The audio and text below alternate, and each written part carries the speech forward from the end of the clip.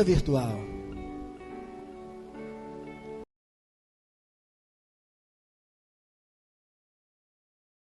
Convido a todos que estão lá fora, que possam entrar, se sentar aqui. Eu sei que nosso espaço não dá para todo mundo, mas a gente vai se achegando, é a hora da palavra, um momento muito importante. Desculpa se não conseguimos dar lugar para todos, nosso lugar não ainda comporta. Só temos 170 lugares e temos tido uma frequência de 250 pessoas, mas em breve vamos ter um outro local maior que possa comportar todo mundo e todos aqueles que ainda vão chegar para a glória e para a honra de Deus. Eu quero que você abra sua Bíblia no livro de Malaquias, capítulo 4, verso 6. Convido aos amigos que possam oferecer a Bíblia aos nossos amigos visitantes, para que eles possam ler a palavra de Deus. Muitos deles só terão essa oportunidade de ler a Bíblia. Por isso é muito importante que você abra e ofereça a ele a palavra de Deus. Hoje vamos ler apenas um versículo. Espero que faça diferença ao seu coração. Minha filha me perguntou um dia desses: pai, a Bíblia foi o primeiro livro impresso? Eu disse: sim, minha filha, foi o primeiro livro impresso. E ela é considerada o best-seller dos best-sellers. Nunca mais parou de ser vendido, lido. Ela já foi estudado, já foi analisado, foi motivo de muitas e muitas teorias, mas ela ainda continua viva e eficaz. Por isso, vamos ler a palavra de Deus no livro de Malaquias, capítulo 4, verso 6. Vamos ficar em pé, em nome de Jesus? Vamos ler todos juntos, para a glória e para a honra de Deus. E ele converterá o coração dos pais aos filhos, e o coração dos filhos a seus pais, para que eu não venha e fira a terra com maldição. Vamos ler todos juntos em voz alta, irmão, para ficar bem gravado em nossa mente. 1, 2, 3. E ele converterá o coração dos pais aos filhos, e o coração dos filhos a seus pais, para que eu não venha e fira a terra com maldição. Dá uma salva de palmas para Jesus. Poder passar, sentar, glorifique o nome de Deus. Os filhos de Deus não caçam Pokémon, eles caçam Filemon. Entendeu a piada? Não entendeu? Filho de Deus não caça Pokémon, caça Filemon. Filemon é um livro bíblico, tá bom? Tem na Bíblia, caça ele que tu vai encontrar. Um dia desse eu vou estar pregando sobre essa mensagem maravilhosa que contém no livro de Filemon. Malaquias 4,6 diz uma profecia: e ele converterá o coração dos pais aos filhos e os filhos aos pais. E ele mudará o coração dos pais para com os filhos, e o coração dos filhos para com os pais. O rumo do coração dos filhos mudará em direção ao coração dos pais, e o coração do pai mudará em direção aos filhos, para que os dois se encontrem, e assim seja glorificado o nome de Deus, e ele não venha e fira a terra com maldição, porque Deus se alegra quando o coração dos pais aos filhos se convertem e glorifiquem o nome de Deus juntos. Anos 70. Parece que foi há pouco tempo, 70 e 80, ou faz muito tempo? Não, faz pouco tempo. A grande maioria dos pais que estão aqui hoje nasceram nessa época, 70 e 80. A verdade é que esses anos foram anos de grandes transformações. Muitas transformações estavam ocorrendo em toda a nossa humanidade. Era o tempo de surgimento das grandes bandas, dos ritmos e de tantas coisas. Era o surgimento das grandes tecnologias. O mundo realmente estava mudando. As pessoas estavam mudando. E as relações entre as pessoas também estavam mudando. Foi nesse tempo que surgiu a internet. Foi nesse tempo que os primeiros precursores dos celulares começaram a surgir também. Quem nos diz, quem nos lembra aquele famoso personagem, o Agente 86? Quem é dessa época deve lembrar desse seriado. Era muito comum. Esse homem era um espião e ele tinha um sapato telefônico. Quando ele queria falar com alguém, ele tirava o sapato e falava. Nesse tempo, ainda estava começando a surgir o famoso celular. Nesse tempo, a vida real, ela era mais devagar. Ela era emocionante, como todo tempo. Porém, ela era mais devagar. A rede mundial de computadores, a internet, estava apenas engatilhando. Ela surgiu com os fins militares. Era uma guerra fria. E havia um grande medo de estourar bombas atômicas pelo mundo que destruiriam todo o sistema de comunicação na face da Terra. Então, os cientistas começaram a fazer um sistema de comunicação interna conhecido como internet. Eles pensavam assim: se tudo se acabar, pelo menos sobra a comunicação entre nós, e nós vamos dar o nome deles de internet. Com o passar do tempo, a internet começou a ser fruto de estudos, por pesquisas, de faculdades, de cientistas, e ela acabou sendo usada entre as universidades para troca de informação, de artigo científico e muitas outras coisas. Mas foi só na década de 90 que a internet se popularizou com a rede famosa www e com as redes sociais. Hoje, a internet, viver sem internet é praticamente impossível. Um dia desses eu estava agoniado para pagar uma conta e lembrei que lá no Banco do Brasil tem um aplicativo lá que você clica e você pode pagar a conta imediatamente. Eu disse, eu já vou testar isso aqui, que não vai dar tempo de eu ir lá no caixa eletrônico. E não é que o negócio funciona mesmo. Eu disse, eu nem acredito, é igual a irmã Jalva, eu não acredito, eu vou lá ver. E não é que deu certinho mesmo? As coisas praticamente mudaram. Me lembro bem, quando eu ia receber meu primeiro salário, 1998, o primeiro salário que eu fui receber na minha vida. Entrei às 8 horas da manhã na fila, ali onde é hoje a Top Internacional. A fila batia lá perto do hotel, Macapara Hotel, e nós vinhamos de lá. Eu entrei na fila, só cheguei no banco depois das 5 horas da tarde. E o rapaz ainda teve a coragem de me dizer que o meu nome não constava na folha. Mas graças a Deus saí de lá com o meu rico dinheirinho.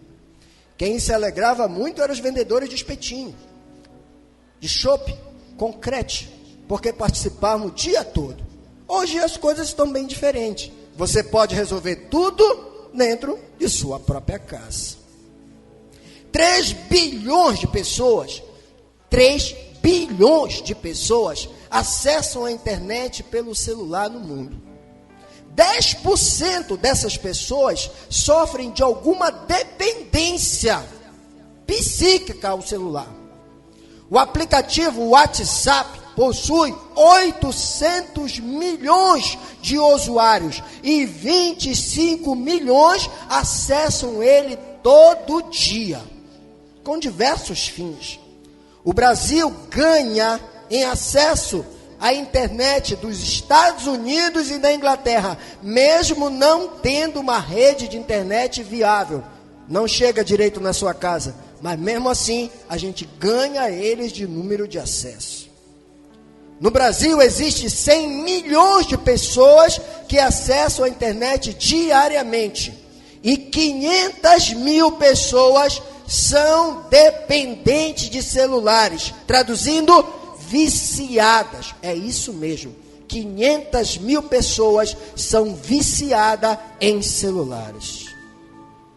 Os cientistas já constataram que o excesso, o abuso da tecnologia tem causado inúmeros problemas de saúde. Pesquisa séria, feita por cientistas. Entre eles temos esses aí. Temos a síndrome do toque fantasma, que é aquela pessoa que sente o celular vibrar no bolso, mas ele não está lá. Ele acorda à noite e vai fazer ligação ainda dormindo. Tem pessoas que escutam o clique da mensagem chegando, ela levanta, passa a mensagem e volta a dormir. No outro dia, a pessoa diz: por que você me mandou essa mensagem? Ela diz: eu não te mandei. Ela estava dormindo. E mesmo assim, sente o toque fantasma do celular. As pessoas têm a nanofobia, que é o medo, o desespero de não ter o celular. Quando ela sai e percebe que não levou o celular, ela entra em pânico. Ela diz que alguém vai ligar para ela. A pessoa pergunta: quem? Eu não sei, alguém vai me ligar. Depressão. A vida na internet é sempre glamurosa, bonita, linda. E quando a pessoa olha para a vida das pessoas na internet, ela diz: por que a minha é assim? E ela entra em depressão.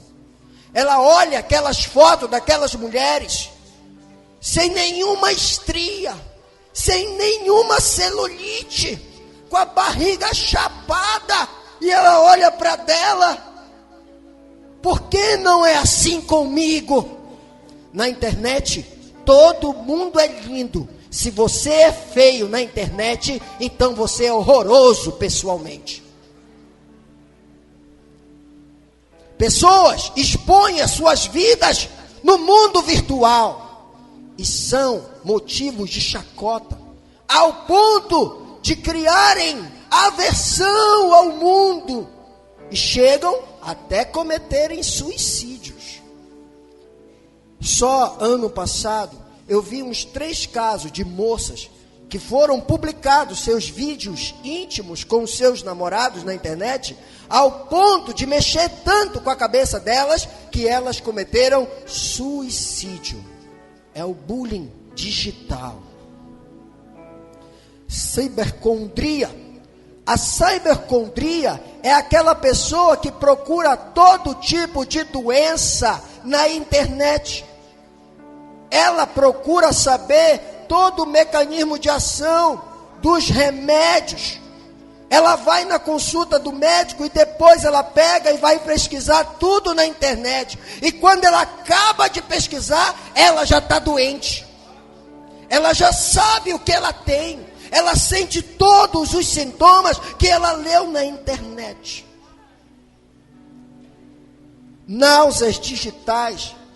Há dezenas de anos tem sido percebido este problema. Inclusive, em alguns videogames, vem o alerta: a exposição à luz incessante deste aparelho pode causar náuseas, tremores, convulsões e até a morte.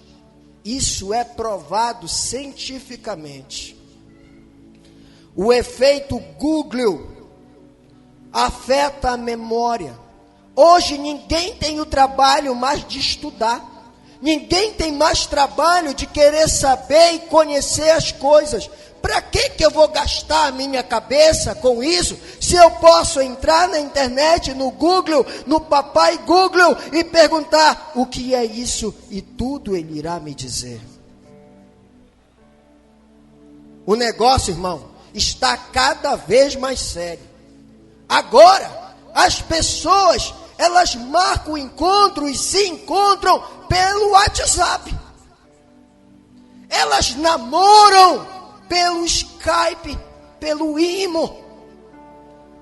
Elas traem o marido ou a esposa pelo Facebook. e terminam namoro e casamento via SMS. Daqui a um pouco, elas vão se casar pelo pendrive. Elas vão fazer filho via Bluetooth. E vão gerar esses filhos através de uma impressora 3D. Ufa, a coisa tem seu lado bom, mas tem muito caso ruim também. Mas a Bíblia já alerta isso há muito tempo. Olha o que diz a palavra. Leia comigo. Todas as coisas me são lícitas, mas nem todas me convêm. Todas as coisas me são lícitas, mas não me deixarei dominar por nenhuma delas. Dá uma salva de palmas para a palavra de Deus.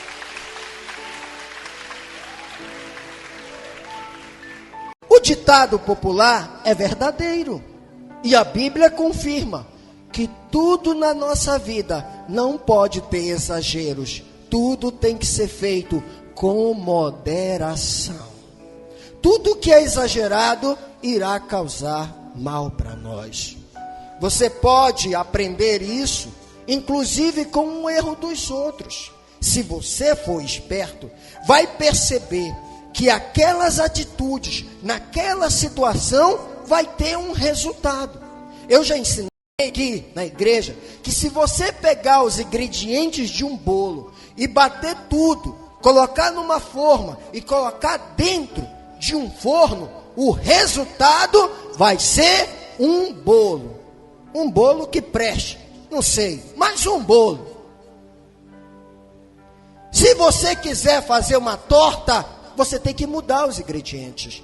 Se você quiser fazer um pudim, você tem que mudar os ingredientes. Ou seja, se você for esperto, você vai olhar e vai ver que pessoas que tomaram algumas atitudes tiveram um resultado X. Então, tome outras atitudes, porque se você tomar as mesmas atitudes com a mesma receita, o resultado será o mesmo. Eu estou adorando a Deus e o resultado é que eu vou lá para o céu. Se você quiser me imitar, pode me imitar, porque você vai lá para o céu também. Se você não for esperto, então você vai aprender quebrando a cara. Mas pelo menos aprenda com os teus próprios erros. Não comete os mesmos erros para sempre. Eu costumo dizer aqui, se você peca, peca outro pecado. Não o mesmo o tempo todo, já está sem graça. Muda a história, muda a música da sua vida, faça algo diferente. A verdade é que a tecnologia chegou para ficar. Mas vamos falar sinceramente, a tecnologia mudou a relação que nós temos com as pessoas. E isso é inevitável, faz parte do mundo moderno. No cenário digital, as mudanças são radicais. As mudanças são radicais. Então, as mudanças das relações sociais também vão ser radicais. Vamos lembrar um pouco como era naquele tempo que eu comecei a pregar, lá na década de 70, quando muitos de nós nascemos. Como era a relação da pirâmide familiar? Era mais ou menos assim. Nós tínhamos pais, em primeiro lugar, um bocado de filho e uma penca de neto. Era um monte de filho e um monte de neto. Quantos filhos, irmã Francisca? Hein, irmã Francisca? 13. Toma-te. Hein, irmã Raimunda? Quantos, irmã? 10. Toma-te. Você está vendo que o negócio era esse? Não tinha muita internet, televisão não tinha muito. Então, a diversão era fazer filho. Era muito filho e muito neto. Só tinha um detalhe. Os pais mandavam dentro de casa. Dava uma salva de palmas para Jesus. Os pais exerciam autoridade sobre os filhos e, por consequência, sobre os netos. Os pais representavam o ápice da autoridade em uma família. Os pais supervisionavam de perto a educação dos seus filhos, trabalhavam junto com os filhos, participavam do crescimento, das vitórias e também das derrotas, e isso influenciava diretamente a vida na família, na escola e na sociedade. Era comum os pais passarem a sua profissão para os filhos. Eles viviam juntos, dormiam juntos, comiam juntos, estavam o tempo todo juntos. Os filhos eram observados pelos pais. Os pais tomavam conta da família. E o que o pai falava, todo mundo obedecia. Era muito comum, quando os netos e os filhos entravam em um local que os adultos estavam conversando, todos os filhos deveriam ficar calados, escutando os seus pais falarem. Com o passar do tempo, a pirâmide inverteu. E quem está mandando em casa é os filhos.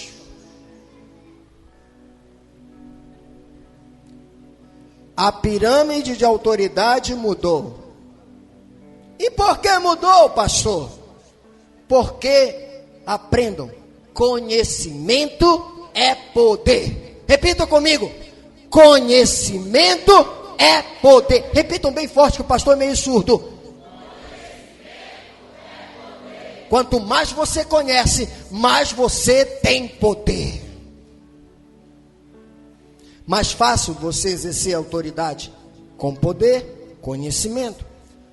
Neste mundo moderno, no mundo virtual, é inegável que os nossos filhos têm mais conhecimento deste mundo do que nós.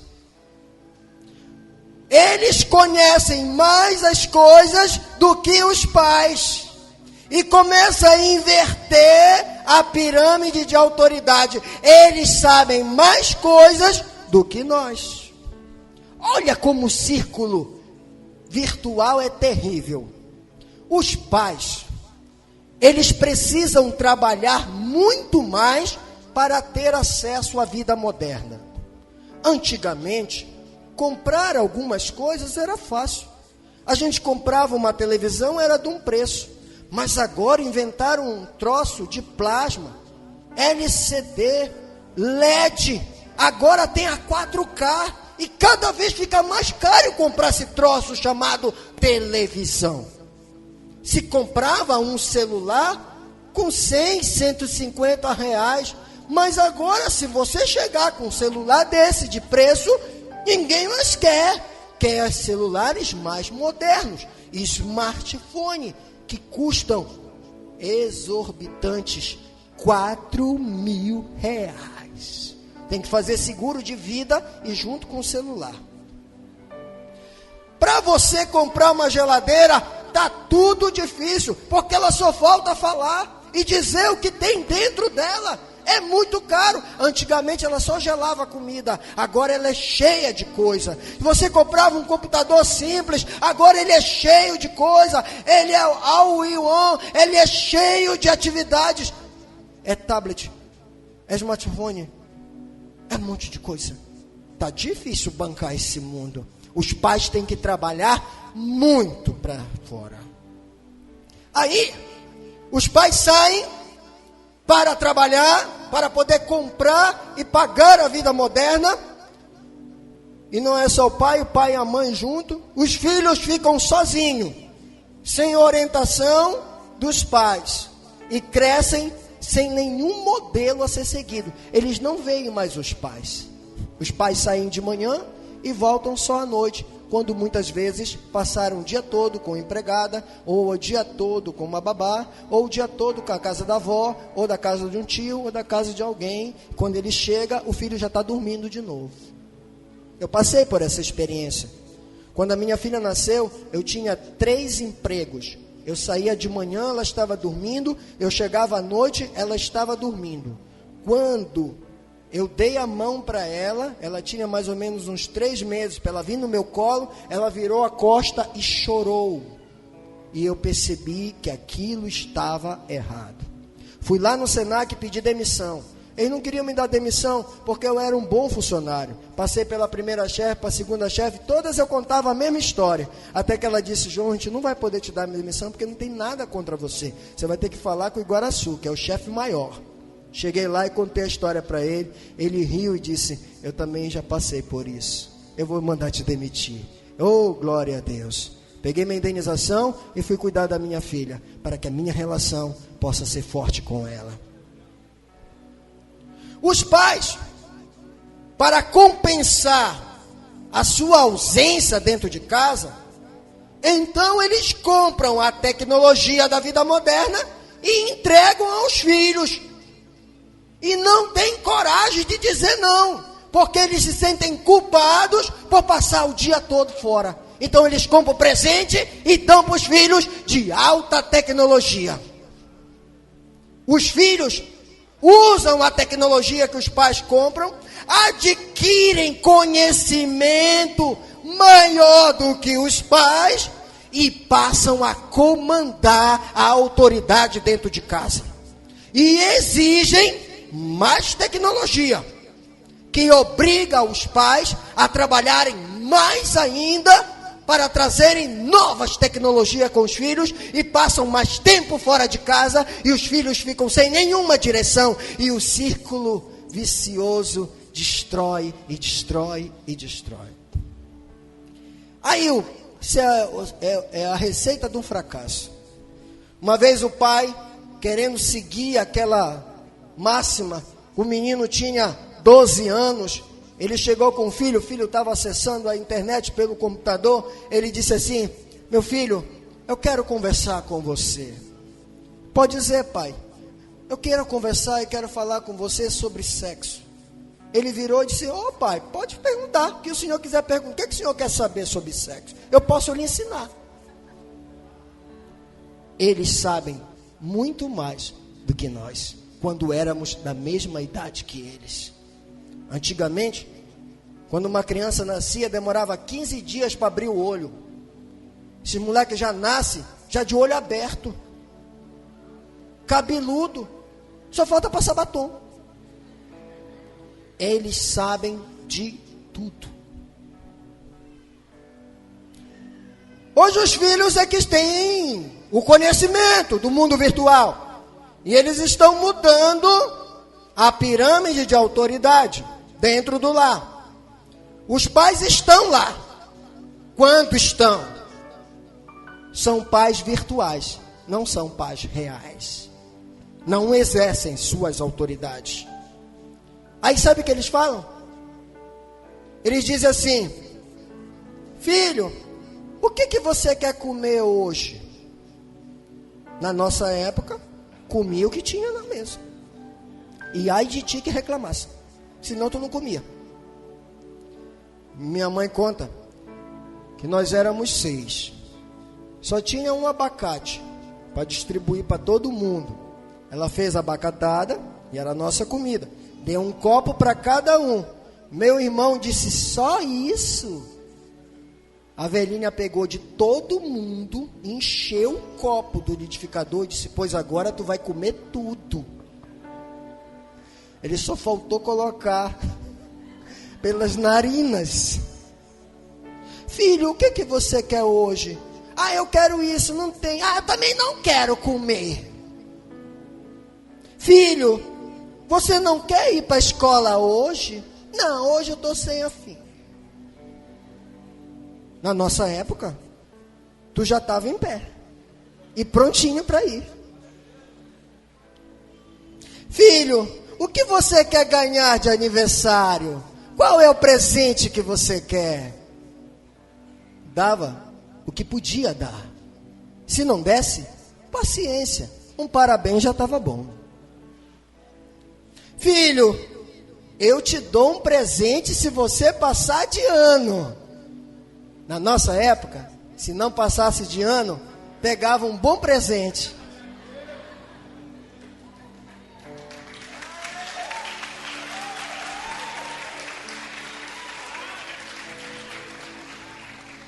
O pai diz: filho, Você pode lavar a louça? Na nossa época, você já tinha que estar lá. Que se você não tivesse, você ia lavar outra coisa. Filho, para onde você quer sair? Ah, eu quero ir para tal lugar, mas eu queria ir para outro lugar. Ah, pai, eu não quero. Tá bom, então a gente vai cancelar tudo e vai fazer a sua vontade. Agora, irmão, tem aplicativo para falar com o filho. Eu vi isso na Fátima Bernardi, recentemente. O pai, triste, porque o filho nunca passava mensagem para ele. Então ele disse: qual é? O que eu preciso fazer para você passar mensagem para mim? Ele disse: ganhar alguma coisa. Então ele criou um aplicativo onde o filho tem que cumprir algumas atividades durante o dia, que se ele atingir os pontos, ele ganha um presente. Conta a história que um velho pai ganhou um celular moderno, de última geração. Claro que ele teve muitas dificuldades em mexer com o celular. Eu dei um celular para minha mãe bem simplesinho, para eu poder me comunicar com ela, ela comigo, ela telefonar para as pessoas que ela queria. Ela tem muita dificuldade em acertar aquelas teclas. Por quê? Porque o mundo mudou. Ele teve muita dificuldade também. Passou uns 2 meses, ele levou o aparelho na assistência técnica e disse: moço, esse celular está com problema. O moço rapidamente mexeu no celular e viu que o celular não tinha nenhum problema. Então ele disse: não tem nenhum problema? Não. E por que meu filho nunca liga para mim? A inversão da pirâmide de autoridade tem reflexo na família, escola, em toda a sociedade, até na justiça e na polícia. Antigamente, quando tinha algum problema lá na sala de aula, o professor era a autoridade máxima na sala de aula.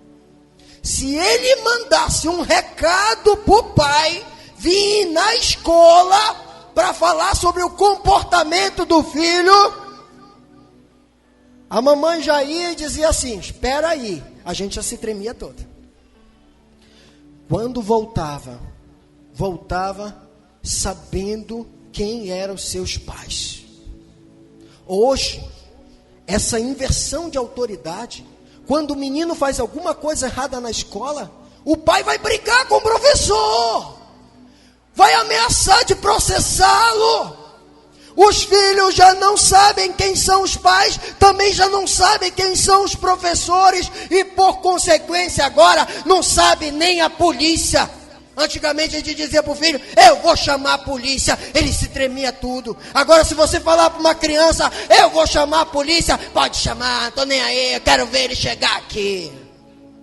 Porque ele sabe que nada vai acontecer com ele.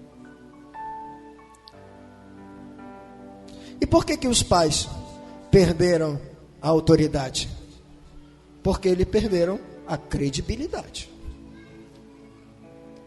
Amados, você, papai, se você pegasse seus amigos, seus filhos, e se jogasse desse jeito, será que eles iam pegar você? Será que você tem credibilidade com a gurizada, com os filhos dentro de casa? Ou eles iam aproveitar para deixar você cair de cabeça no chão? Credibilidade é essencial para se exercer a autoridade. E credibilidade vem pelo exemplo. Se você não der o exemplo, você não terá a credibilidade. Muito do que eu sou hoje, eu dependo exclusivamente aos exemplos de meu pai. Eu vi meu pai devolvendo troco errado que a balconista deu para ele. Ele fez a conta e disse: está errado, moça, está aqui de volta. Eu faço isso hoje. Eu vi meu pai participando da mini escola, indo lá participar do dia a dia. Por isso eu vou na escola da minha filha hoje.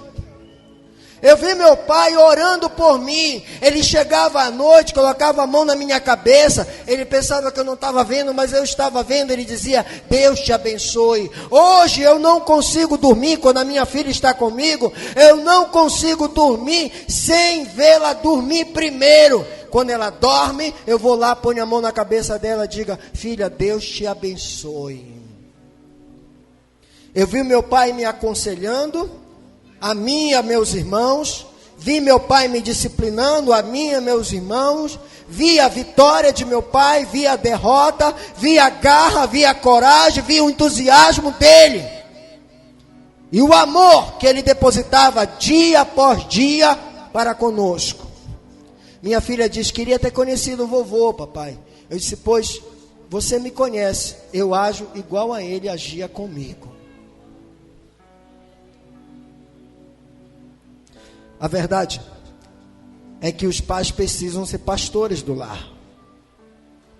Vocês precisam ser um representante de Deus dentro da sua casa. Não entregue a sua autoridade para um smartphone nem um computador. Você não é simplesmente um amigo do seu filho.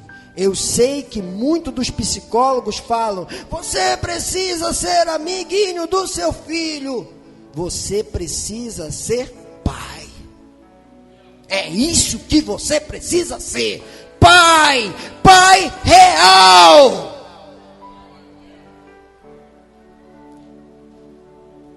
Vou lhe dar algumas dicas. Tenha tempo para os seus filhos.